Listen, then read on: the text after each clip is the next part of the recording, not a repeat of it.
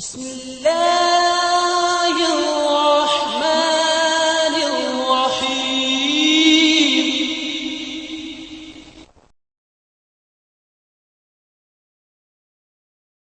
سورہ حمد کے موضوعات۔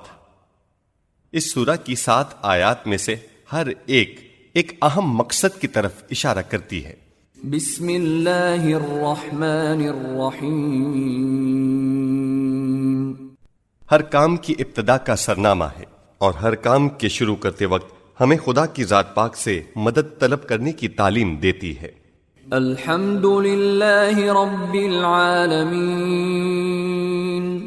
یہ اس بات کا درس ہے کہ تمام نعمتوں کی برگشت اور تمام موجودات کی پرورش و تربیت کا تعلق صرف اللہ کے ساتھ ہے۔ یہ امر اس حقیقت سے مربوط ہے کہ تمام عنایات کا سرچشمہ اسی کی ذات پاک ہے۔ الرحمن الرحیم۔ یہ اس بات کا تکرار ہے کہ خدا کی خلقت، تربیت اور حاکمیت کی بنیاد رحمت و عطوفت پر ہے اور دنیا کا نظام تربیت اسی قانون پر قائم ہے۔ مالک یوم الدین۔ یہ آیت معاد اعمال کی جزا و سزا اور اس کی عظیم عدالت میں خداوند عالم کی حاکمیت کی جانب توجہ دلاتی ہے۔ ایاک نعبد و ایاک نستعین۔ یہ توحید عبادتی کا بیان ہے اور انسانوں کے لیے اس اکیلے مرکز کا تذکرہ ہے جو سب کا آسرا اور سہارا ہے۔ اہدنا الصراط المستقیم۔ یہ آیت بندوں کی احتیاج ہدایت اور اشتیاق ہدایت کو بیان کرتی ہے۔ یہ آیت اس طرف بھی توجہ دلاتی ہے کہ ہر قسم کی ہدایت اسی کی طرف سے ہے۔ سورہ کی آخری آیت اس بات کی واضح اور روشن نشانی ہے کہ صراط مستقیم سے مراد ان لوگوں کی راہ ہے جو نعمات الہیہ سے نوازے گئے ہیں، اور یہ راستہ مغضوب اور گمراہوں کے راستے سے جدا ہے۔ ایک لحاظ سے یہ سورہ 2 حصوں میں تقسیم ہو جاتی ہے۔ ایک حصہ خدا کی حمد و ثنا ہے اور دوسرا بندے کی ضروریات و حاجات۔ عیون اخبار الرضا میں سرکار رسالت سے اس سلسلے میں ایک حدیث بھی منقول ہے۔ آپ صلی اللہ علیہ وآلہ وسلم نے فرمایا، خداوند عالم کا ارشاد ہے کہ میں نے سورہ حمد کو اپنے اور اپنے بندوں کے درمیان تقسیم کر دیا ہے، لہذا میرا بندہ حق رکھتا ہے کہ وہ جو چاہے مجھ سے مانگے۔ جب بندہ کہتا ہے بسم اللہ الرحمن الرحیم، تو خدائے بزرگ و برتر ارشاد فرماتا ہے، میرے بندے نے میرے نام سے ابتدا کی ہے، مجھ پر لازم ہے کہ میں اس کے کاموں کو آخر تک پہنچا دوں اور اسے ہر حالت میں برکت عطا کروں۔ جب وہ کہتا ہے الحمد للہ رب العالمین، تو خداوند تعالیٰ فرماتا ہے، میرے بندے نے میری حمد و ثنا کی ہے، اس نے سمجھا ہے کہ جو نعمتیں اس کے پاس ہیں وہ میری عطا کردہ ہیں، لہٰذا میں مصائب کو اس سے دور کیے دیتا ہوں۔ گواہ رہو کہ میں دنیا کی نعمتوں کے علاوہ اسے دار آخرت میں بھی نعمات سے نوازوں گا اور اس جہاں کے مصائب سے بھی اسے نجات عطا کروں گا جیسے اس دنیا کی مصیبتوں سے اسے رہائی دی ہے۔ جب وہ کہتا ہے الرحمن الرحیم، تو خداوند عالم فرماتا ہے، میرا بندہ گواہی دے رہا ہے کہ میں رحمان و رحیم ہوں، گواہ رہو کہ میں اس کے حصے میں اپنی رحمت و عطیات زیادہ کیے دیتا ہوں۔ جب وہ کہتا ہے مالک یوم الدین،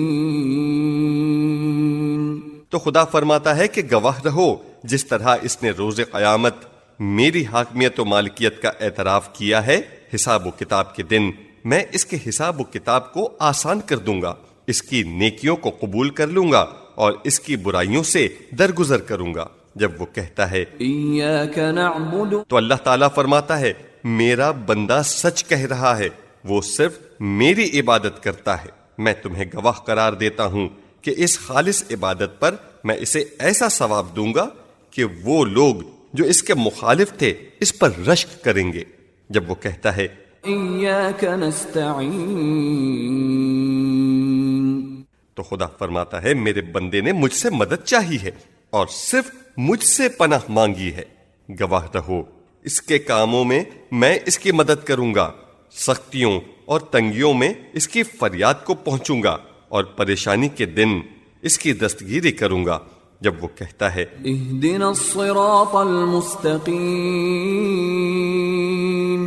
صراط الذين أنعمت عليهم غير المغضوب عليهم ولا الضالين۔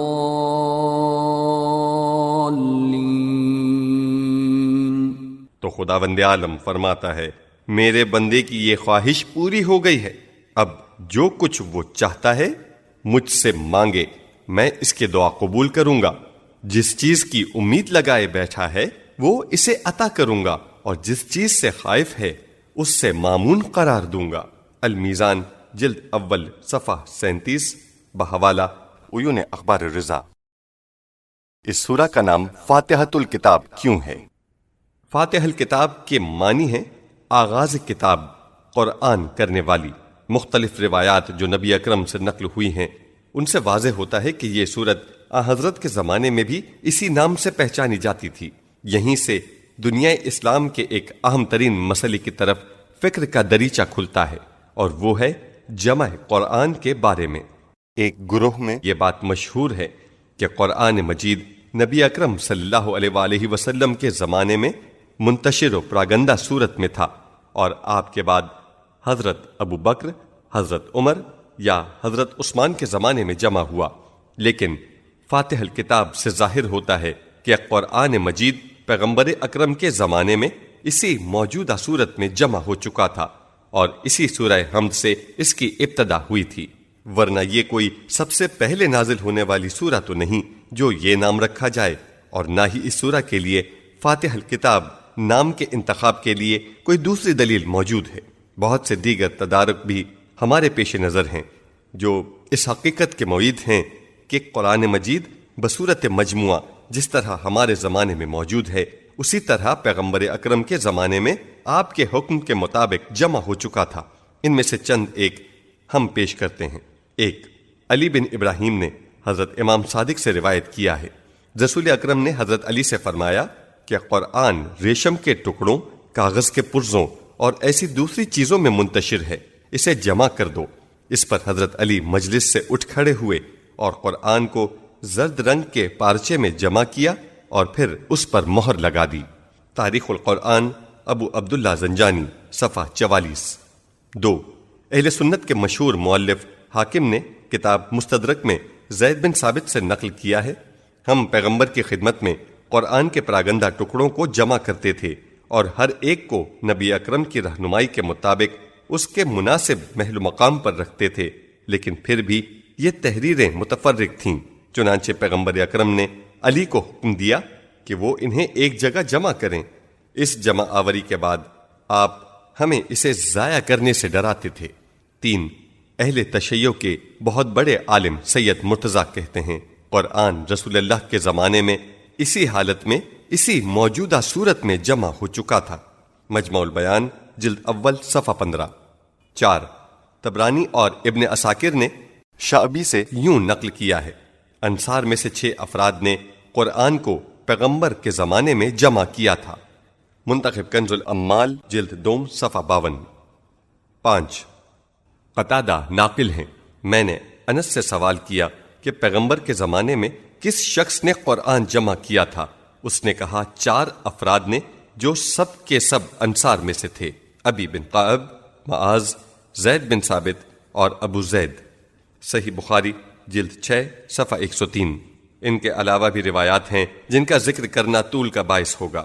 بہرحال یہ احادیث جو شیعہ اور سنی کتب میں موجود ہیں ان سے قطع نظر اس سورہ کے لیے فاتح الکتاب کے نام کا انتخاب اس موضوع کے اثبات کا زندہ ثبوت ہے۔ ایک اہم سوال، یہاں یہ سوال پیدا ہوگا کہ اس بات کو کیسے باور کیا جا سکتا ہے کہ قرآن رسول اللہ کے زمانے میں جمع ہوا، جبکہ علماء کے ایک گروہ میں مشہور ہے کہ قرآن پیغمبر اکرم کے بعد جمع ہوا ہے، حضرت علی کے ذریعے یا دیگر اشخاص کے ذریعے؟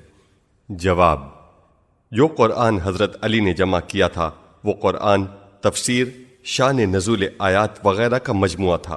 باقی رہا حضرت عثمان کا معاملہ تو ہمارے پاس ایسے قرائن موجود ہیں جن سے معلوم ہوتا ہے کہ انہوں نے اختلاف قرت کو روکنے کے لیے اسے ایک قرت اور نقطہ گزاری کے ساتھ معین کیا، کیونکہ اس وقت تک نقطے لگانا معمولات میں داخل نہیں تھا۔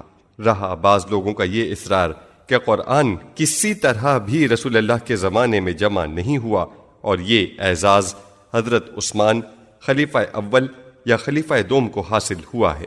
شاید اس سے زیادہ تر مقصود فضیلت سازی ہے۔ یہی وجہ ہے کہ ہر گروہ اس فضیلت کی نسبت خاص شخصیت کی طرف دیتا ہے اور اسی سے متعلق روایت پیش کرتا ہے۔ اصولی اور بنیادی طور پر یہ کس طرح باور کیا جا سکتا ہے کہ نبی اکرم نے اس اہم ترین کام کو نظر انداز کر دیا ہو، حالانکہ آپ تو چھوٹے چھوٹے کاموں کی طرف بھی توجہ دیتے تھے، جبکہ قرآن اسلام کا اصول اساسی ہے، تعلیم و تربیت کی عظیم کتاب ہے اور تمام اسلامی پروگراموں اور عقائد کی بنیاد ہے۔ کیا نبی اکرم کے زمانے میں جمع نہ ہونے سے یہ خطرہ پیدا نہیں ہو سکتا تھا کہ قرآن کا کچھ حصہ ضائع ہو جائے یا مسلمانوں میں اختلافات پیدا ہو جائیں؟ علاوہ ازیں حدیث ثقلین، جسے شیعہ و سنی دونوں نے نقل کیا ہے، گواہی دیتی ہے کہ قرآن کتابی صورت میں رسول اللہ کے زمانے میں جمع ہو چکا تھا۔ پیغمبر اکرم نے فرمایا، میں تم سے رخصت ہو رہا ہوں اور تم میں دو چیزیں بطور یادگار چھوڑے جا رہا ہوں، خدا کی کتاب اور میرا خاندان۔ وہ روایات جو دلالت کرتی ہیں کہ حضرت صلی اللہ علیہ وآلہ وسلم کی زیر نگرانی صحابہ نے قرآن جمع کیا تھا، ان میں صحابہ کی تعداد مختلف بیان ہونے کی وجہ یہ ہو سکتی ہے کہ ہر روایت نے چند ایک کی نشاندہی کی ہے۔ اس سے کام فقط ان شخصیتوں میں منحصر نہیں ہو جاتا، لہٰذا یہ پہلو باعث اختلاف نظر نہیں ہونا چاہیے۔